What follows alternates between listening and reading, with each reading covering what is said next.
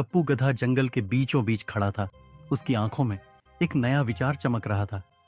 चंपू बंदर एक पेड़ की डाल पर बैठा हुआ अपने केले खा रहा था, लेकिन उसकी नजर गप्पू पर थी।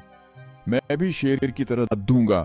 गप्पू ने गर्व से कहा और अपनी आवाज को खींच हुए हेंचू निकाला। उसकी आवाज सुनकर चंपू हंसते हंसते पेड़ से गिर पड़ा। गप्पू भाई, ये दहद है या किसी टूटे हुए ढोल की आवाज? चंपू ने हंसते हुए कहा। गप्पू की आंखों में थोड़ी झिझक थी, लेकिन उसने मजबूती से कहा, तुम क्या जानो, ये तो मेरी सुपर डुपर दहाद है। कालिया शेर, जंगल का राजा, वहां से गुजर रहा था। उसने गप्पू की आवाज सुनी और गुस्से में भरकर उसके पास आया।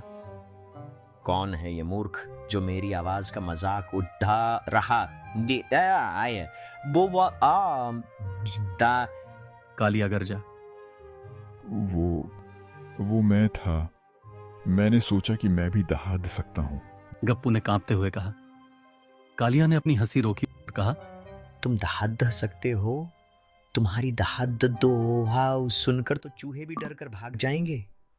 गप्पू भाई, तुम दहाड़ने के बजाय घास ही खाओ, वही तुम्हारे लिए बेहतर है। चंपू ने हंसते हुए कहा। गप्पू ने शर्मिंदा होकर सिर हिलाया और चुपचाप अपनी घास खाने लगा। अब वह जान गया था कि अपनी ताकत और सीमाओं को समझना कितना जरूरी है। कालिया ने उसे असली दहद कैसे मारते हैं यह भी सिखाया, लेकिन गप्पू को वो अब भी नहीं आई।